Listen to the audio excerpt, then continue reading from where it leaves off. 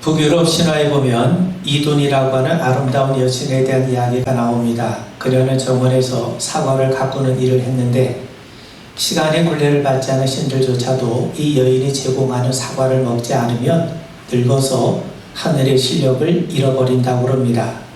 신들조차 살기 위해서 매일 먹어야 했던 것이 바로 이둔이 제공하는 사과였던 겁니다. 그렇다면 우리가 하나님의 백성으로 살기 위해 매일 먹어야 될 사과가 있다면 그것이 무엇이겠습니까? 하나님의 말씀입니다. 하나님의 말씀을 통해 우리는 하나님을 배웁니다. 그리고 그분을 신뢰하고 경외하며 살게 됩니다. 바로 그러한 자들이 성도요 하나님의 백성 아니겠습니까? 우리가 버스를 타고 서서 갈 때가 있죠. 버스가 달릴 때 그냥 서 있기만 하면 아주 위험합니다. 넘어지지 않기 위해서 우리는 손잡이를 붙잡게 됩니다. 그 작은 손잡이가 있음으로 해서 달리는 버스 안에서도 우리 넘어지지 않고 안전하게 서 있을 수 있는 겁니다. 버스가 급정거해도 손잡이를 붙들고 있으면 몸은 조금 휘청거릴지언정 우리는 넘어지지 않습니다. 그렇다면 우리가 안전을 위해서 우리가 붙들어야 될 손잡이가 무엇이겠습니까? 바로 하나님의 말씀입니다. 우리는 하나님의 말씀을 붙듭니다. 그런데 엄밀하게 말하면 우리가 하나님 말씀을 붙드는 것이 아니라 하나님의 말씀이 우리를 붙들어 주는 겁니다. 그래서 바울은 에베소 교회를 떠나면서 교회와 성도들을 하나님 말씀에 맡겼던 것이죠. 하나님 말씀을 날마다 양식으로 삼아 우리의 영혼이 강건해지고 또 말씀을 손잡이로 삼아 삶의 안전과 균형을 잡아가는 우리 모두가 되기를 주의 이름으로 축원을 드립니다. 오늘 말씀을 보니까 예수님은 우리가 하나님의 것이라고 말씀합니다. 하나님의 것이라고 하는 것은 우리가 하나님께 속한 사람이란 말이요, 하나님의 기업이란 말이요, 좀 더 구체적으로 말씀을 드리면 우리가 하나님의 백성이요 성도입니다. 그렇다면 누가 우리를 하나님의 백성으로 삼으셨습니까? 하나님이시죠. 우리는 어떻게 하나님의 백성이 되었습니까? 하나님의 그리스도 예수의 십자가와 부활을 통해 우리를 구속하시고 우리를 당신의 자녀로 삼아주셨기 때문입니다. 그렇다면 우리는 어떻게 하나님의 백성으로 성도로 살아갈 수 있습니까? 하나님께서 보혜사 성령을 우리에게 보내주셔서 우리와 동행하게 하시기 때문입니다. 저는 세 가지를 여러분들과 함께 나누고자 합니다. 여러분, 우리가 하나님의 백성이 되고 성도가 되는 것은 전적인 하나님의 은혜입니다. 어느 누구도 스스로 하나님을 찾은 사람이 없었고 그분 앞에 나온 사람이 없었습니다. 그렇다면 우리는 어떻게 하나님 앞으로 나왔습니까? 하나님께서 우리를 불러주셨기 때문입니다. 우리나라 시인들이 가장 즐겨 애송하는 시는 김춘수의 꽃이라고 합니다. 지난 2004년 한국 현대시 100주년을 기념해서 시 전문 개간지 시인세계는 현역 시인 246명을 대상으로 평소 즐겨 애송하는 시가 무엇인지를 조사를 했다고 합니다. 그때 시인들이 가장 즐겨 애송하는 시 첫 번째가 김춘수의 꽃이었고 두 번째가 윤동주의 서시였다고 합니다. 여러분, 그 김춘수의 꽃의 한 구절을 읽어보면 내가 그의 이름을 불러주기 전에는 그는 다만 하나의 몸짓에 지나지 않았다. 내가 그의 이름을 불러주었을 때 그는 나에게로 와서 꽃이 되었다 하는 구절이 나옵니다. 이름을 불러주기 전에는 그저 바람이 흔들리는 몸짓에 지나지 않았어요. 아무리 예뻐도 이름이 없으면 그저 잡초에 지나지 않습니까? 지나지 않지 않습니까? 그런데 이름을 불러주었을 때 내게로 다가와서 꽃이 되었다는 겁니다. 여러분, 내가 그 꽃의 이름을 불러주었을 때 그 꽃은 그저 평범한 식물이 아니라 수많은 꽃들 중에 하나가 아니라 내 마음을 사로잡는 나와 관계를 맺는 의미 있는 존재가 되었다는 겁니다. 여러분, 우리가 들길을 걷다 보면 많은 꽃들이 피어있죠. 그런데 눈에 잘 띄는 꽃들은 대개 우리가 익히 아는 꽃들입니다. 이름을 모르는 꽃들은 우리가 그냥 지나치기 일쑤입니다. 혹시라도 우리 시선을 빼앗는 꽃을 발견하게 되면 제일 먼저 우리는 그 꽃의 이름이 무엇인지 궁금해하지 않겠습니까? 쉽게 지나칠 법도 한데 이름을 알게 되면 그 꽃은 이제 내 기억 속에 살아있게 되고 나와 관계를 맺는 의미 있는 존재가 되는 겁니다.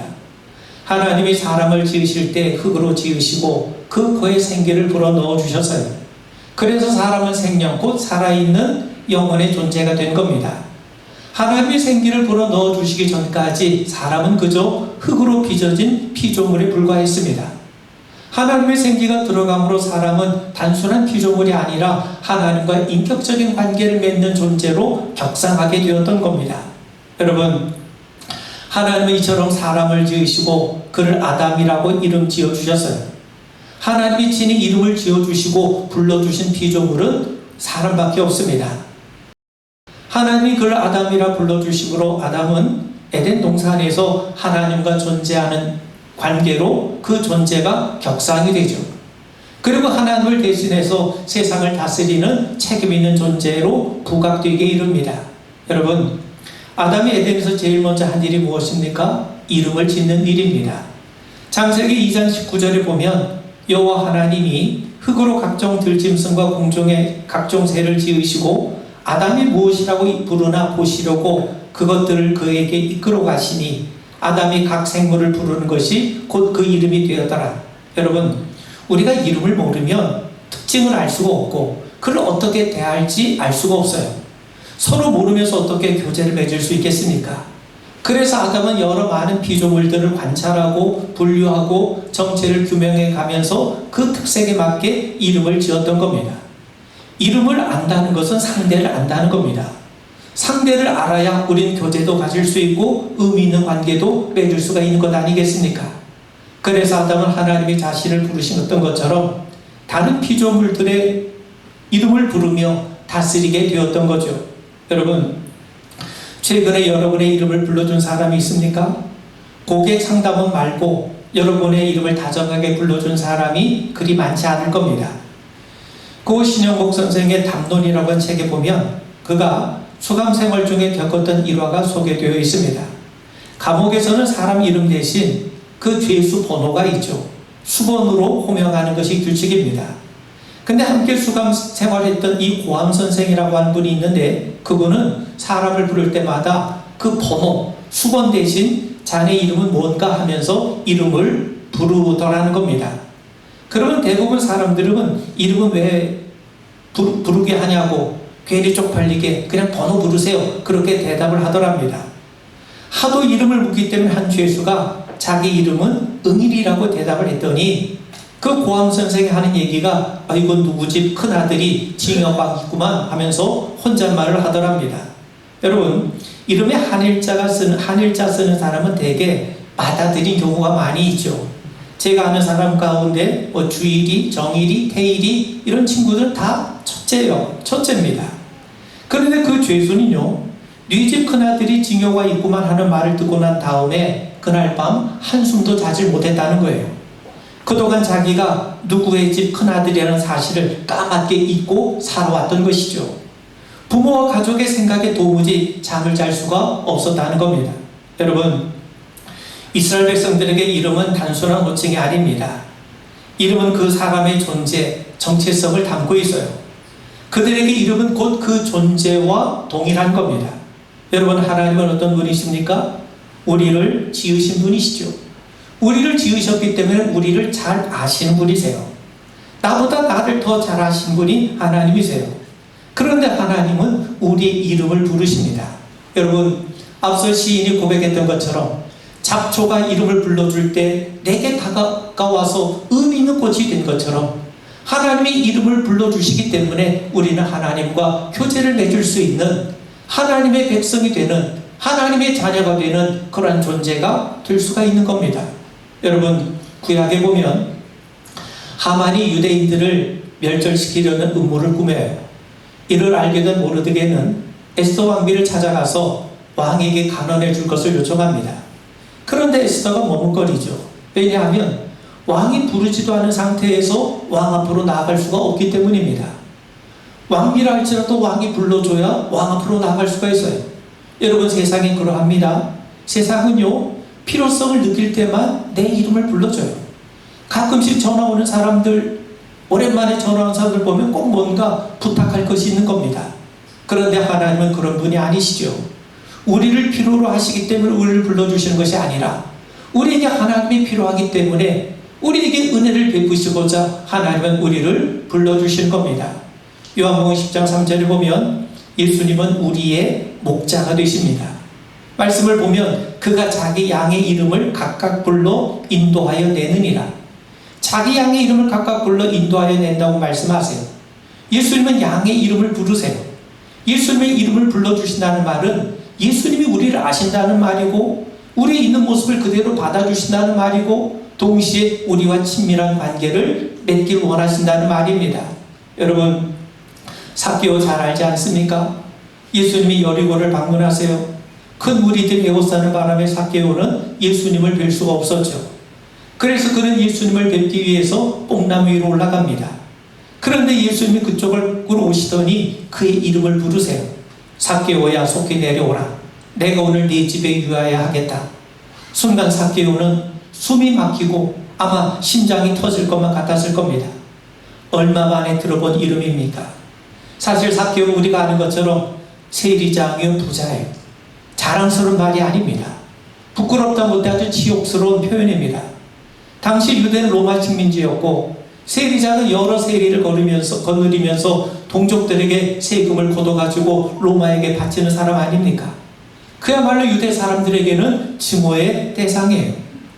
당시 유대 사람들이 가장 멸시했던 대표적인 사람이 세리였습니다. 그리고 삭개오가 부자였다는 그만큼 동족들의 피를 빨아먹었다는 것 아니겠습니까? 그러니 얼마나 미움을 받았겠습니까? 여러분, 당시 유대 사회에서 유행어처럼 회자되는 말이 있는데 산에는 사자가 있고 광야에는 독사가 있고 성 안에는 세리가 있다는 거예요. 삭개오가 그런 자입니다.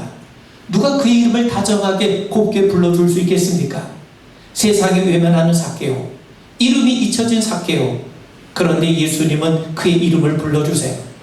이름을 불러준다는 것은 그를 친구로 맞이해 주시겠다는 겁니다. 싸늘하고 냉랭한 시선에 얼어붙었던 삭개오라고 하는 이름이 예수님을 통해 회복되는 순간이었던 거죠. 여러분, 예수님은 시몬을 만나 그의 이름을 새롭게 불러주십니다. 요한복음 1장 42절에 보면 내가 요한의 아들 시몬이니 장차 게바라 하리라. 게바는 번역하면 베드로라. 시몬이라고 하는 말은 흔들리는 갈대라는 뜻입니다. 여러분, 베드로, 게바는요, 헬라어로 번역하면 베드로, 반석이라는 뜻이죠.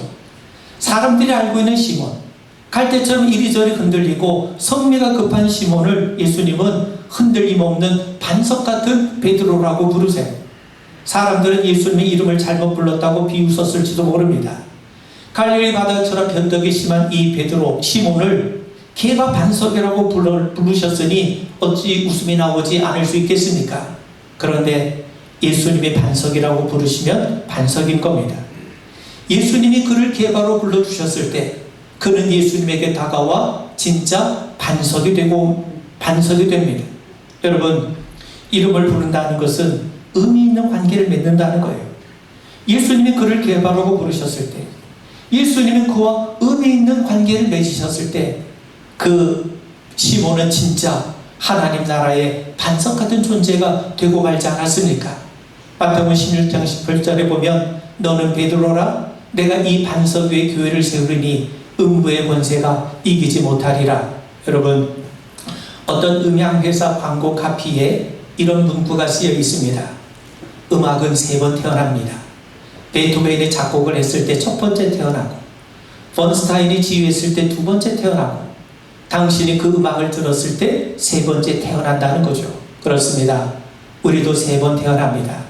하나님이 우리를 지으셨을 때 우리는 첫 번째로 태어나고, 하나님이 우리를 불러주셨을 때 우리는 2번째로 태어나고, 그 하나님의 부르심 앞에 우리가 감격적으로 응답했을 때 우리는 3번째로 태어나는 겁니다. 여러분, 이름을 불러줄 때 잡초가 되지 않고 꽃이 돼요. 감동으로 들어줄 때 음악은 내 안에서 다시 태어나는 겁니다. 어느 누구도 잡초 같은 인생으로 끝나기를 원치 않을 겁니다. 예수님이 우리의 이름을 불러주십니다. 그분의 부르심을 통해 우리는 새롭게 태어났고 믿음의 길을 걷게 되었고 성도 곧 하나님의 백성이 된 겁니다. 여러분, 하루에도 수없이 배달되는 그 스팸 메일 문자 같은 걸 보세요. 그 안에 아무리 좋은 정보가 있더라도 다 지워버리지 않습니까? 근데 그 중에 자신의 이름이 들어가 있는 메일은 반드시 열어보기 마련입니다. 하나님이 우리를 부르세요.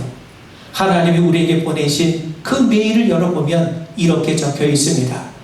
너를 지으신 이가 말씀하시느니라. 너는 두려워하지 말라. 내가 너를 구속하였고 내가 너를 지명하여 불렀나니 너는 내 것이라. 할렐루야. 여러분, 우리는 하나님의 부르심을 받은 사람입니다. 동시에 우리는 하나님께로부터 보냄을 받은 사람이에요. 여러분, 우리가 태어난 것이 우리의 의지나 결정 때문이었습니까? 그렇지 않죠. 내가 한국 사람으로 태어난 것, 남자나 여자로 태어난 것도 내가 스스로 결정한 것이 아닙니다.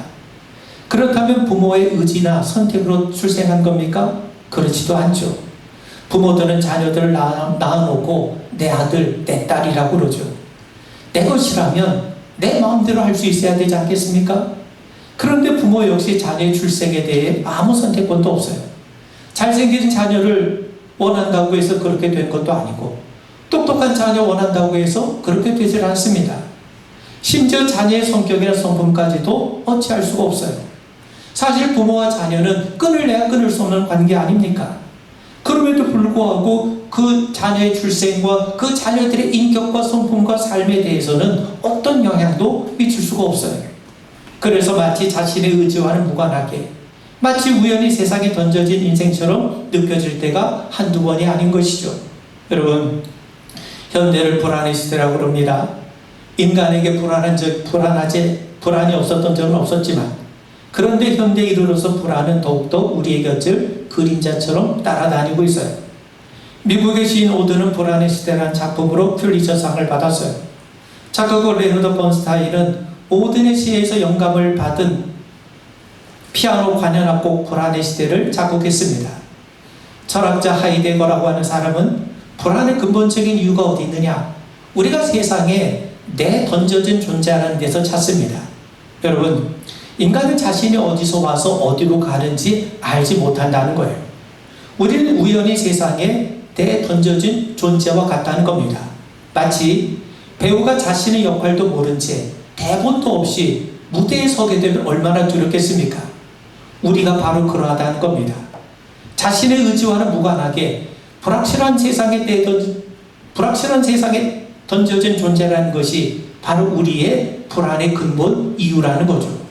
그래서 하이데거는 인간을 인간이라고 부르지 않고 다자인, 현존재, 즉 거기에 있는 존재라고 부르고 있습니다. 우리가 원해서 이 자리에 있는 것이 아니라는 거죠. 우연히 던져진 존재라는 거죠. 그래서 오로지 자신의 선택과 능력에만 의존할 수밖에 없는 그런 삶이 되었다는 겁니다. 그래서 인간은 늘 불안하다는 겁니다. 그렇다면 여러분, 왜 인간은 불안하고 두려울 수밖에 없는 것입니까? 성경은 그 이유를 분명히 우리에게 말씀합니다. 인간이 하나님을 떠났기 때문이에요. 아담이 에덴에서 부족한 것이 있었습니까? 아담은 자신이 하나님에 의해 지음받은 존재임을 알고 있어요. 에덴을 잘 돌보는 사명도 있음도 알고 있습니다. 그런데 하나님이 될 수 있다는 유혹에 넘어가고 말았죠. 그건 하나님을 떠나는 것이고 하나님 없이 살겠다는 겁니다. 선악과를 따먹은 순간 그에게 찾아온 것이 두려움이에요.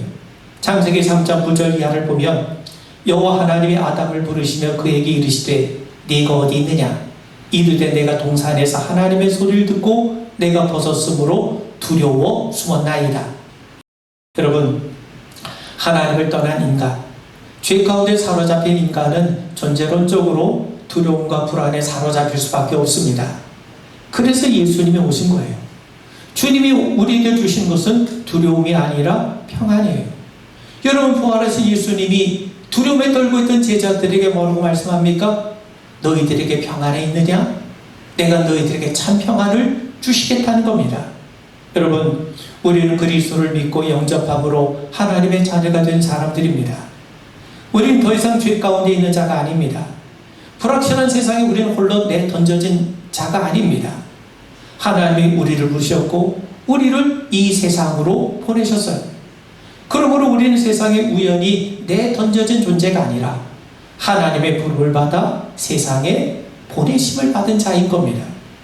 우리가 살고 있는 이 현장으로 하나님이 우리를 보내신 겁니다. 여러분, 요셉을 생각해 보세요. 그는 애굽의 노예로 팔려갔죠. 억울하게 감옥살이까지 했습니다. 마치 애굽이란 낯선 세상에 내던짐을 받은 존재처럼 여겨졌어요. 그런데 하나님은 그를 애굽의 총리가 되게 하셨습니다. 그래서 무서운 기근으로부터 애굽 사람들과 야곱의 식솔들을 구원하시게 되었던 거죠. 여러분, 요셉은 애굽에 내던져진 것 같습니다. 요셉은 자기가 선택해서 온 것이 아니지 않습니까? 낯선 세상에서 그는 얼마나 두려움과 불안에 떨었겠습니까? 그렇다고 자신의 능력과 힘으로 할 수 있는 것이 아무것도 없어요. 그야말로 애굽에 내던져진 인생입니다. 그런데 그는 애굽에 내던져진 자가 아닙니다. 요셉을 애굽으로 보내신 분은 하나님이세요. 앞으로 7년 동안 무서운 기근이 임할 텐데 누군가 애굽을 도와서 기근에서 벗어나게 해줘야 되지 않겠습니까? 하나님은 그 일을 위해서 요셉을 보내신 겁니다.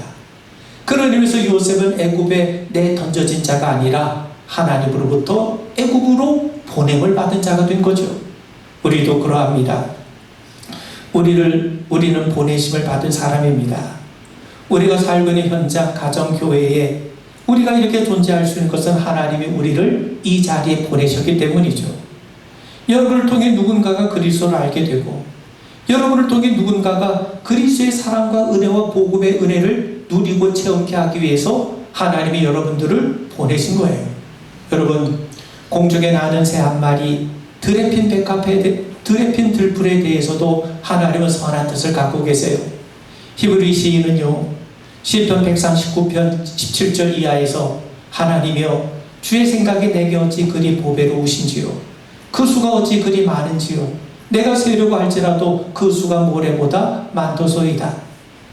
우리를 세상에 보내신 하나님께서 우리에 대한 선하신 뜻과 계획이 바다의 모래보다 훨씬 더 많다는 거예요. 그만큼 우리에 대해서 하나님의 애정과 관심을 가지고 계시다는 거죠.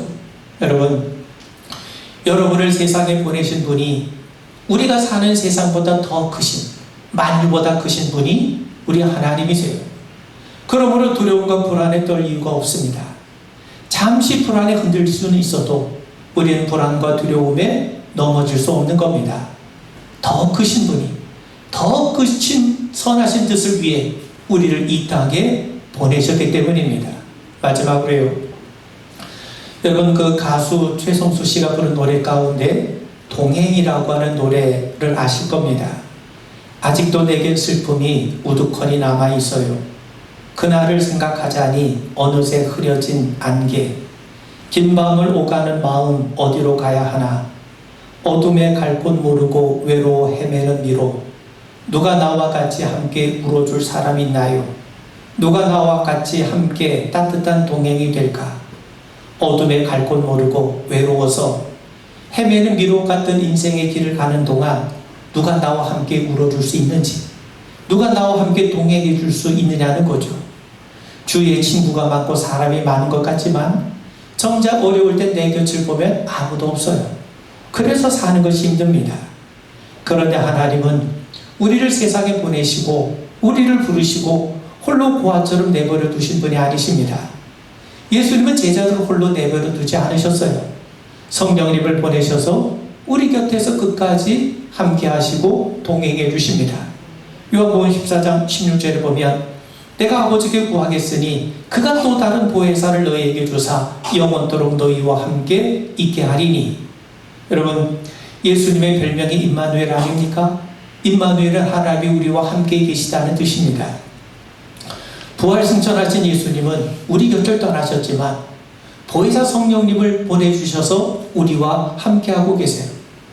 예수님은 하나님 보좌 우편에 앉아 계시지만 지금 성령으로 우리 가운데 임재하셔서 우리와 동행하고 계십니다. 그러므로 우리는 혼자가 아닙니다.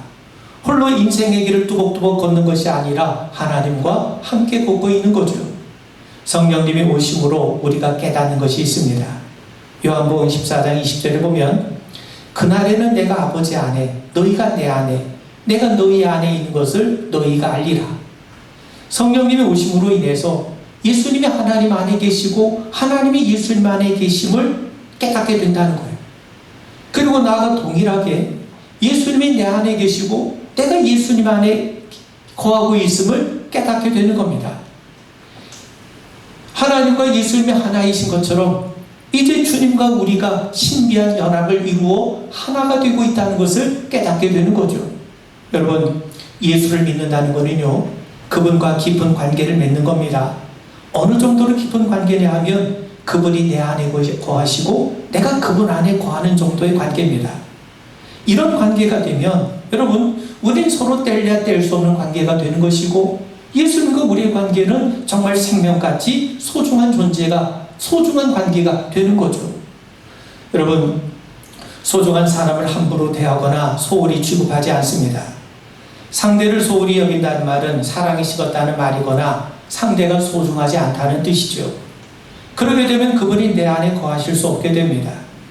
예수님은 우리를 주기까지 사랑하시는데 우리는 그분을 세상의 그 어느 것만도 못하게 여깁니다.